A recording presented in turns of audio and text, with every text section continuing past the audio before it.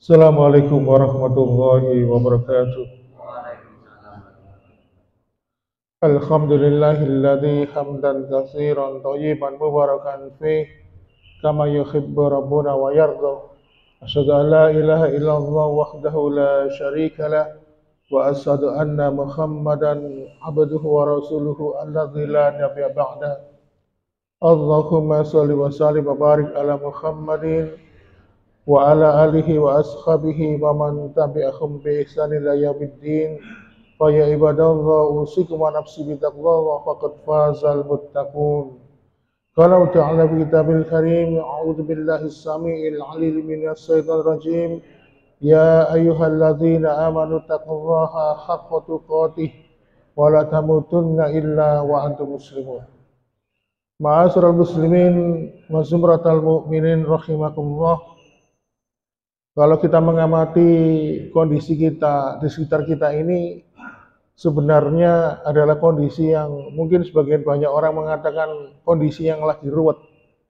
Karena banyak orang itu merasa bahwa kondisi ini jauh berbeda dengan beberapa waktu yang lalu. Oleh karena itu ada benang merah yang perlu kita pahami bahwa selama kita saat ini masih diberikan kenikmatan oleh Allah, dan kenikmatan yang ada di depan mata adalah kenikmatan ketika kita masih diberikan kenikmatan oleh Allah untuk beribadah, menjalankan ketakwaan, menjalankan ketaatan, maka itu adalah sebuah kenikmatan. Ketika kita menjalankan itu semua, salah satu modal kita adalah ketika kita diberikan fisik dan jasmani yang sehat dan kuat. Maka sesungguhnya nikmat ini, nikmat kesehatan harus kita syukuri. Pertanyaannya adalah bagaimana cara mensyukuri nikmat kesehatan itu? Maka seperti yang pernah kita bahas yang lalu adalah ketika kita diberikan karunia oleh Allah, maka kita harus menjaga karunia itu. Maka ketika saya melihat, karena kebetulan saya ini membandingkan ya jamaah masjid ini dan masjid di sana, saya melihat alhamdulillah jamaah Masjid Al-Basit ini semangatnya luar biasa. Walaupun usianya banyak yang di atas saya, tetapi itu semua adalah modal menjadikan nikmat kesehatan itu sebagai nikmat yang disyukuri. Salah satu menjaga nikmat sehat itu adalah ya tentu saja menjaga kesehatan. Makanya perlu sebagai menurut saya sampaikan bahwa usia di atas 45 tahun itu secara pemetaan fisik ya, itu sudah mengalami kemunduran. Bagi mereka yang ada keturunan diabetes, maka menurut survei, diabetes itu akan muncul pada usia 45 tahun. Bagi mereka yang ada potensi untuk keturunan. Bisa juga tidak. Nah, artinya apa? Pada usia 45 ini biasanya kalau pada wanita juga memasuki usia menopause. Kalau wanita itu menopause sehingga FSH atau follicle stimulating hormone itu sudah tidak diproduksi, maka akhirnya apa? Secara alami kaum wanita yang sudah menopause itu derajat kesehatannya akan sering menurun. Karena apa? Follicle stimulating hormone itu salah satu fungsinya adalah untuk mensupport imun. Makanya sekarang ini banyak dikampanyekan, banyak latihan fisik, berolahraga ringan ya. Seperti kalau saya lihat setiap saya pulang dari sini, Dr. Ben Hardy setiap pulang dari kajian, beliau jalan-jalan sampai kemana, ke SMA Puri atau enggak, sampai saya kurang tahu rutenya beliau di mana, tapi saya sering melihat beliau itu olahraga ringan, berjalan kaki minimal 30 menit dan dalam satu minggu minimal 3 kali. Kemudian walaupun usia sudah memasuki lansia, maka disarankan untuk latihan beban, Pak. Latihan beban ini untuk melatih otot, karena dengan bertambahnya usia, otot itu masanya semakin menurun, kekuatannya semakin menurun, maka harus dilatih. Mungkin dengan alat-alat yang sederhana, misalnya barber. Kalau tidak ada barber ya mungkin ada kemasan gula 1 kilo atau beras 5 kilo diangkat pakai kaki atau mungkin pakai tangan gini sambil nyantai-nyantai dan sebagainya. Atau mungkin tanpa beban sekalipun, misalnya dengan latihan beban seperti menggerakkan anggota gerak kita dan sebagainya. Oleh karena itu, ma'asyiral muslimin, itu dari segi fisik. Kemudian dari segi makanan tentu kita harus banyak menseleksi banyak makanan-makanan yang tidak baik, yang intinya karena kebanyakan di atas usia 45 itu mengalami degeneratif. Karena degeneratif itu artinya mengalami kemunduran, maka prinsipnya adalah mencari asupan nutrisi yang regeneratif, yang meremajakan sel, seperti banyak mengkonsumsi antioksidan. Antioksidan itu artinya apa? Menghambat oksidasi, menghambat kerusakan sel. Contoh misalnya banyak mengkonsumsi real food, seperti yang sering dikampanyekan oleh dokter-dokter nutrisi itu apa? Kalau misalnya vitamin C itu sumbernya dari asam askorbat, kalau secara kimiawi mereknya berbagai macam-macam, tapi kalau real food kita langsung mengambil dari sumbernya. Misalnya kalau vitamin C ya berarti dari buah-buahan. Semakin berwarna semakin baik. Kalau apel itu semakin berwarna, maka kualitas kandungan nutrisinya, vitaminnya juga semakin baik. Kemudian juga banyak mengkonsumsi sayuran. Terus kemudian dari pola pikir, itu dijaga bahwasannya seperti yang sudah kita bahas yang lalu bahwa misalnya pola pikir itu harus kita jaga. Kenapa? Karena segala sesuatu di dunia ini sudah dijamin oleh Allah Subhanahu wa taala. Kalau misalnya kita ini risau dengan rezeki yang Allah janjikan untuk kita, maka yakinlah senyampang kita ini diberikan nyawa kehidupan oleh Allah, rezeki itu masih ada untuk jatah kita. Baiklah ma'asyiral muslimin wa zumratal mukminin rahimakumullah, itu sebagai mukadimah. Pada kesempatan ini kita memasuki bulan Dzulhijjah, semakin mendekati hari raya Idul Adha, pembahasan tentang kisah atau pelajaran dari Nabi Ibrahim ini layak dibahas. Karena kalau kita melihat di dalam Al-Qur'an, Allah Subhanahu wa taala di samping memerintahkan kita itu untuk meneladani baginda Rasulullah Muhammad SAW, maka Allah pun juga memerintahkan kita meneladani Nabi Ibrahim. Sebagaimana ketika Allah Subhanahu wa taala menjadikan di dalam surat Al-Muntahamah ayat keempat, qad kanat lakum uswatun hasanatun fi Ibrahim waladina ma'ah. Dan sesungguhnya di dalam diri Nabi Ibrahim itu ya, dan orang-orang yang bersamanya, yaitu Ismail dan keluarganya, terdapat suri tauladan yang baik. Oleh karena itu, ma'asyiral muslimin, apa teladan yang dapat kita ambil dari kisah Nabi Ibrahim? Banyak sekali. Bahkan beberapa syariat yang Allah turunkan di zaman Nabi Ibrahim itu pun juga masih kita laksanakan sampai sekarang. Seperti menyembelih hewan kurban, berkhitan, ya, berhaji, kemudian berdakwah ini juga termasuk syariatnya Nabi Ibrahim. Yang akhirnya oleh Allah syariat itu dilanjutkan kepada umat-umat selanjutnya. Oleh karena itu, ma'asyiral muslimin,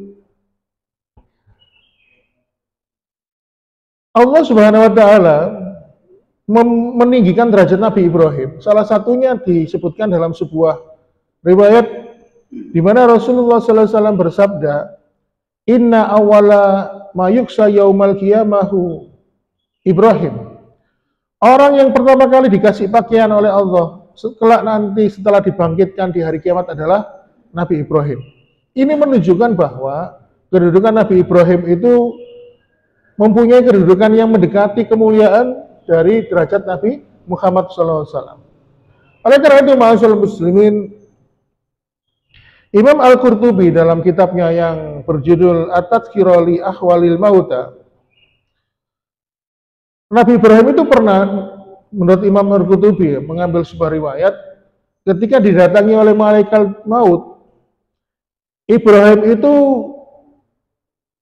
berkata kepada malaikat maut, apakah pantas utusan Allah mencabut nyawa dari kekasihnya Allah? Ternyata perkataan Nabi Ibrahim ini oleh malaikat maut itu nggak jadi mencabut nyawa, sehingga malaikat maut menghadap Allah melaporkan. Ya, kemudian bahwa ternyata Nabi Ibrahim itu tidak mau dicabut nyawanya karena dia merasa kekasihnya Allah. Lalu kemudian Allah pun memfirmankan kepada malaikat maut, katakanlah kepada Ibrahim bahwasannya, apakah kamu nggak rindu bila berjumpa dengan kekasihmu? Akhirnya setelah mendapatkan pesan dari Allah yang disampaikan malaikat maut ini, akhirnya Nabi Ibrahim pun bersedia menghadap Allah Subhanahu wa taala. Oleh karena itu, ma'asyiral muslimin wa sumratal mukminin rahimakumullah, dari perjalanan kisah Nabi Ibrahim ini, kalau kita hubungkan dengan cerita kehidupan kita, terutama dalam kehidupan akhir zaman ini, yang penuh dengan ujian, yang penuh dengan godaan, ya, bahwasanya kalau Allah mencintai seorang hamba, konsepnya, kalau Allah mencintai seorang hamba, pasti hamba itu akan diuji oleh Allah. Sebaliknya, kalau Allah benci dengan seorang hamba, maka Allah akan memberikan banyak kenikmatan kepadanya, dan dengan kenikmatan itu sehingga akhirnya si hamba itu lupa, ya, lupa dengan segala kenikmatan yang telah Allah berikan, seperti orang yang kena istidraj, dilulu, dijuju oleh Allah. Oleh karena itu, Rasulullah SAW mengatakan, Inna asyadan nas bala'an al-anbiya. Orang yang paling keras ujiannya dalam hidup itu adalah ujian para nabi dan para rasul. Innallaha idza ahabba abdan iftalahum. Jika Allah itu sudah mencintai seorang hamba, maka dia akan mengujinya. Makanya kalau misalnya sering kita mengalami dalam kehidupan kita, fase kehidupan suatu ketika kita ini mendapatkan ujian dari Allah, maka rasakan dan hayati bahwa sesungguhnya fase yang sedang kita jalani adalah bentuk rasa kasih sayangnya Allah kepada diri kita. Kadang-kadang saya itu pernah menjumpai ada seseorang, kebetulan saya berteman akrab dengan beliau, sempat tergoda dengan rayuan godaan seorang dukun. Dia datang. Alasannya apa? Mau seorang kok kebian ngene ae, gono enake belas. Paribasane aku ya sekali-sekali pengen ngrasakno urip enak gitu. Nah, teman saya itu mengatakan demikian. Dia merasa hidupnya itu yang penuh dengan ujian ini adalah bentuk bahwasannya itu adalah sialnya hidup. Sehingga akhirnya dia tergoda dengan penjelasan seorang dukun yang mengatakan berarti urip sampeyan niku kudu diresiki, harus dibersihkan dengan ruatan. Akhirnya dia merasa dirinya itu hidupnya dengan penuh dengan ujian, akhirnya dia tergoda. Dan akhirnya alhamdulillah dengan kesadaran dan tentunya dari petunjuk dari Allah Subhanahu wa taala, teman saya ini akhirnya menyadari akan kesalahannya dan akhirnya dia kembali kepada Allah Subhanahu wa taala. Oleh karena itu, ma'asyiral muslimin, maka kita perlu ketahui apabila ada seseorang dan orang itu beriman atau mungkin pas itu diri kita, ketika kita ini mendapatkan ujian dari Allah, maka perlu ada dua hal yang perlu kita pahami. Yang pertama, sesungguhnya Allah itu ingin kepada orang-orang yang benar-benar dicintai oleh Allah tidak jatuh dalam cinta terhadap dunia dan seisinya. Kalau orang itu mendapatkan ujian dari Allah, ya, maka orang itu akan dihindarkan dari cinta dunia. Oleh karena itu, ada 3 orang yang sulit akan mendapatkan nasihat. Yang pertama adalah orang yang fanatik buta. Kemudian orang yang yang sulit mendapatkan nasihat itu adalah ketika dia jatuh cinta secara buta kepada seseorang. Dan yang ketiga, yang seseorang itu ketika sulit untuk mendapatkan nasihat adalah ketika dia sudah jatuh cinta kepada dunia. Makanya ketika Allah mencintai seorang hamba, Allah akan menguji untuk dirinya agar cintanya terjaga, agar seseorang hamba itu terjaga dari kecintaan terhadap dunia. Kenapa orang kafir, orang munafik, ya, orang musyrik itu jarang diuji oleh Allah? Ya karena mereka itu tidak mendapatkan cintanya Allah. Makanya ciri-ciri orang yang dicintai oleh Allah ketika dia diuji dalam kehidupan ini, dan ujian itu bentuknya macam-macam. Bisa dari masalah keluarga, masalah rumah tangga, atau masalah pekerjaan.